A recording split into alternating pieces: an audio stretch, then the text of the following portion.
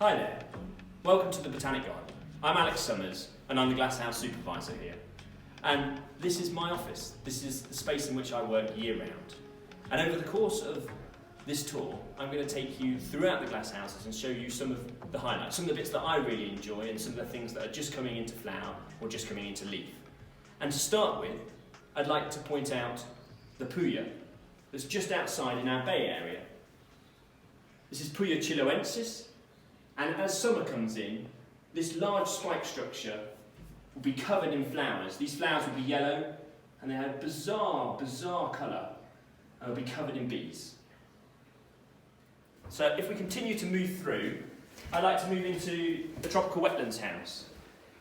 This house is always a favourite of mine, usually because there's definitely something flowering in here. As you can see, the passifloras at the moment have taken the opportunity, whilst we're not in here to prune or do the general maintenance that we're used to, have really taken the opportunity to grow quite extensively throughout the structure.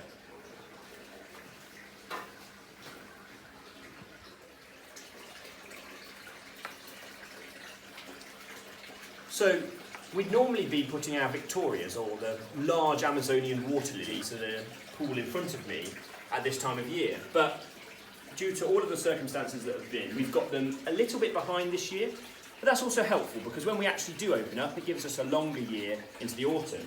So instead, earlier this year, for one of the other trails that we had running, we put this lovely nymphea into the pool, and you can see just at the moment, it's absolutely covered in these stunning blue flowers, which really shine out during the daytime, and actually is going to become a real staple for the winter period in the glasshouses here. And also, as I look down, we've got a couple of wild-type guppies in the water, and we put only maybe 10 or 20 of these in, and we've now got hundreds of them running around in the pool. And they help us to keep down aphids at this time of year on the water lily pads.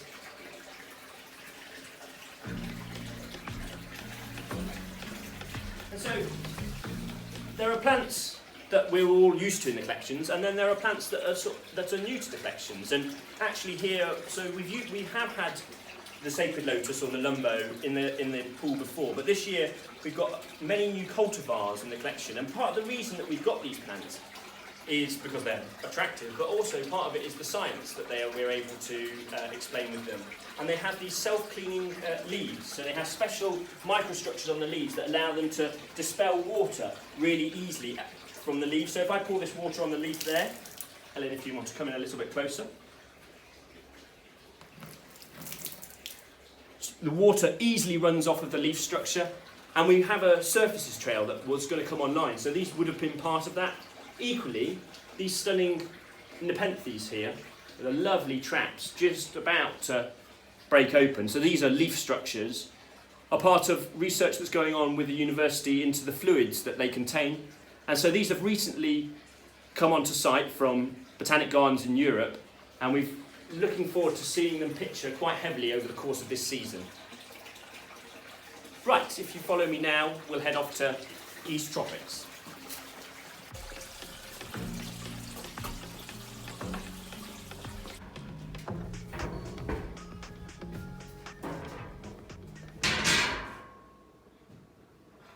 Welcome to the East Tropics. So it's been a long piece of work in here where we've been slowly renovating the collections, and it's actually really exciting this spring because we got the opportunity to replant this house.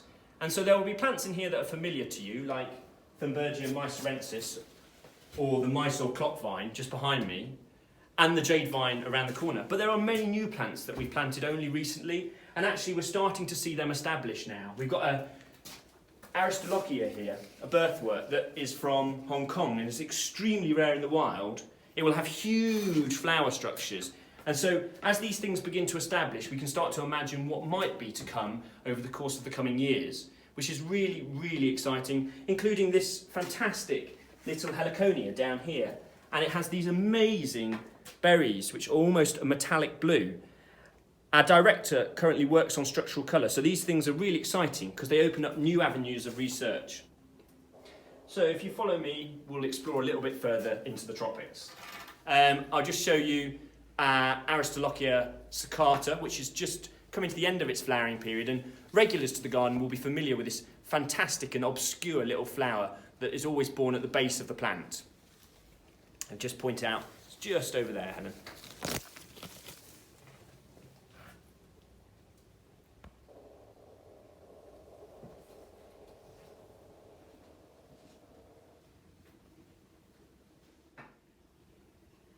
And continuing to move through, we have the Jade Vine, and it's still continuing to provide flower, and will do, I reckon, right into July.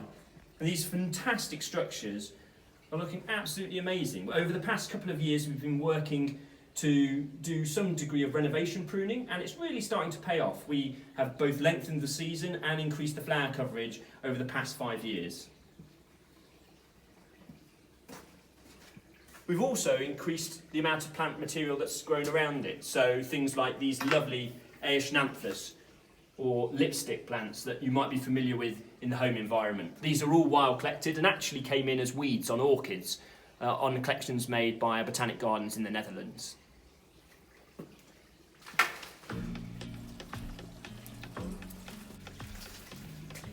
So we'd normally open up the balcony at this time of year and do tours, or our trainees would do tours. So I thought, what better place to head to than the balcony to actually see some of the canopy that we actually have here at the gardens.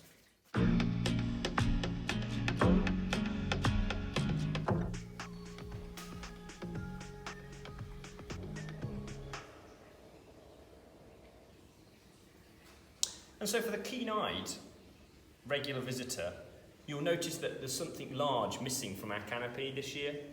We've actually taken the decision to remove the large ficus that used to stand in here, which has allowed us, A, to focus on plants that have better provenance and that are more interesting for both an educational research value, but also so that we can grow some of our understory much better. And so you can already see that this is paying benefits, with many of the trees in the surrounding area putting on lots of new growth. So if you follow me round,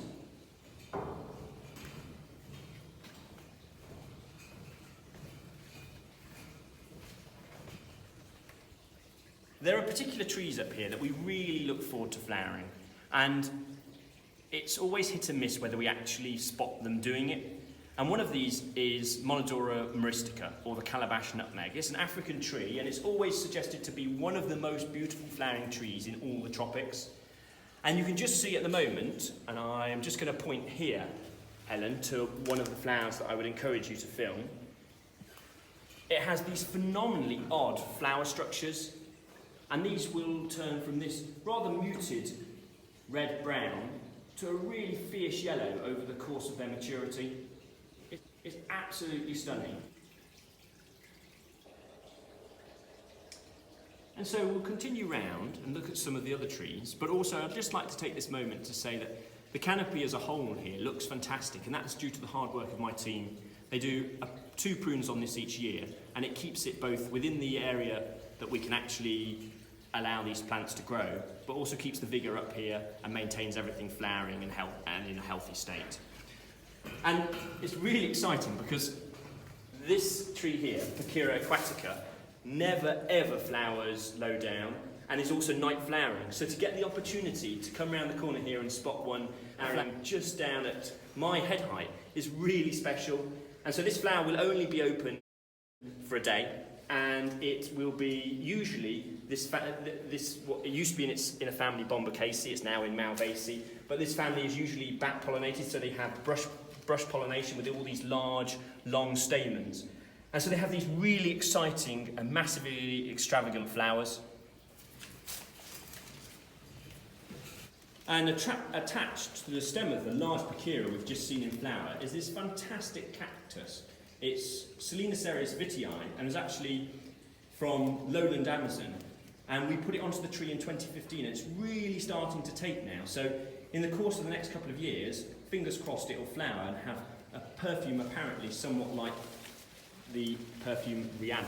And through to something that's got a really powerful scent at this time of year, and actually is, I think, possibly one of my favourite plants in the whole collection. This here is Napoleonea Virgelii. I'm afraid it doesn't have a common name, but it's the flowers that really get me. They look like the dresses of Spanish dancers, and I'm just going to hold that out there so you can see it. And this is built from stamen structures that are fused together, and they have a really bizarre smell, somewhere in the realms of vanilla to old socks. But this plant here is in a family which you will be familiar with because you'll probably eaten them at Christmas. This is in the same family that the Brazil nut is in.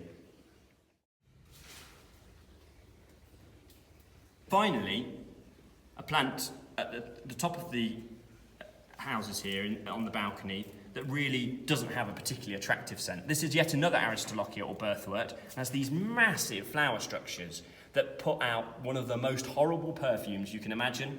Now, I'm not going to lie, I actually really like these things because I have a terrible sense of smell.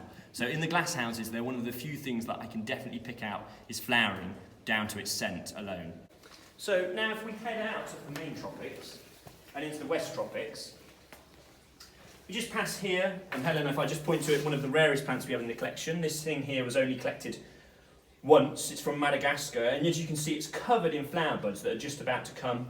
So this is related to oxalis. So if you know the oxalis flowers that you might have on plants at home, this will have flowers very similar to those.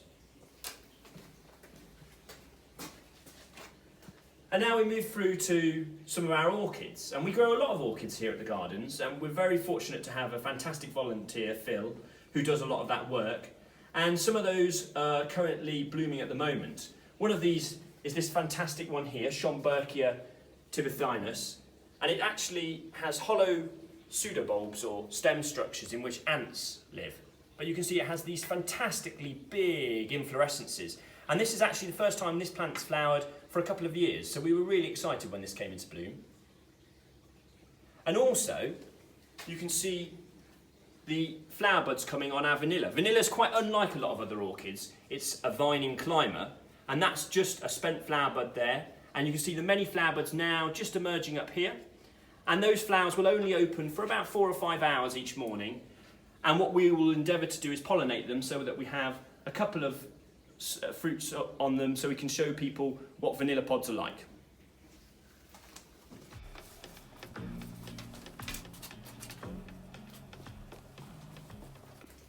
So if we just take 2 minutes to stop here a minute, and what I'd like to highlight is that gardens are never finished, and one area that we're keenly working on at the moment, or will be working on when we return to work, is the West Tropics. This area here has been under general work, particularly with the hard landscaping in the area, and over the course of the next year, if you're visiting, please come through here and see the changes that we hope to make to the collections and some of the new and interesting tropical plants we're going to include. Right, so we're just going to take a quick detour just to point out one of my favourite plants in the range. So we've looked at the tree, the Napoleonaea, which I really love, and I'm a massive fan of passifloras. And I've been able to indulge this passion over the past couple of years. And one of the groups that are fantastic are the tree passifloras. Most people never realise that passifloras are trees, but we've got one of them that's in full bloom at the moment. So if I encourage you along this way, Ellen. And this one here has a lovely smell of chocolate. And if you just come in there. So over the course of the past couple of weeks when I've been coming in to do watering as part of our essential duties rota, it's been great to come in and smell the chocolatey smell richly filling the corridor. So this passiflora is actually from Colombia. And it's a phenomenal species.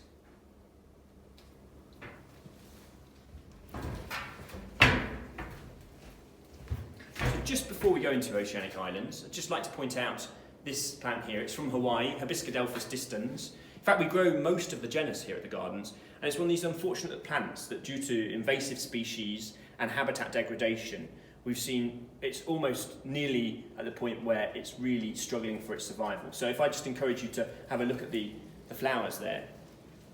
And those flowers, unlike lots of other Malvaceae that you might be used to, like hibiscus, are bilaterally symmetrical like your face. And that's because the pollinator is a bird, so you can imagine the beak going in there. But unfortunately, the honey creeper that it pollinates it are severely threatened or extinct, and that has massively impacted this particular species.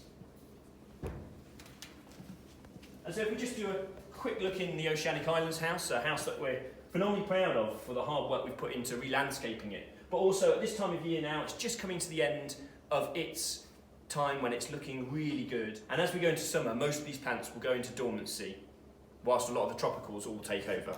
We can just take a quick look in on all of our Sarracenias.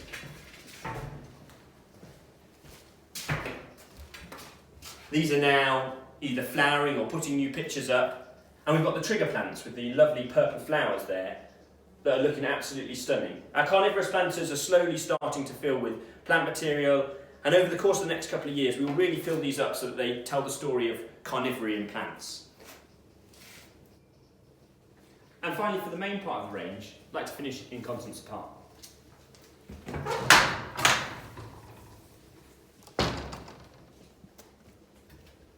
There's a plant in here which I got to show off on our wellness wander, but also I'd just like to take an opportunity to show it again today, and that's our Dorianthes.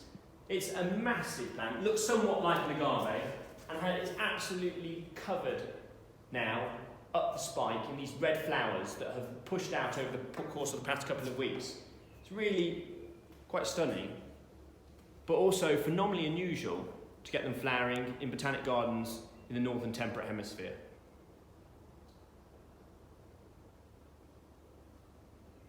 And so to finish out the tour, I'd just like to encourage you to join me in the Life Before Flowers house, where we can appreciate some of the greenery down there. And so this is a little bit of a special treat. Most of the public will normally enter this house from another door, the one round the front, the one that is on the automatic door. But if we're watering or doing any of our work, we pop in through this little back one here. And this takes us into the Life Before Flowers house.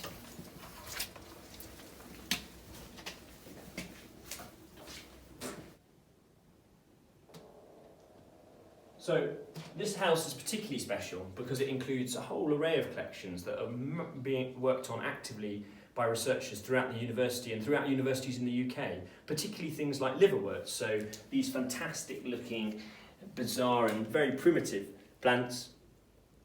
And we grow a whole range of these at the Botanic Gardens, and because this house is north facing, it allows us to display them. But one plant that we're really excited about in this house is Amberella. This plant here is from New Caledonia, and it's in fact the closest we can get to those early evolving flowering plants.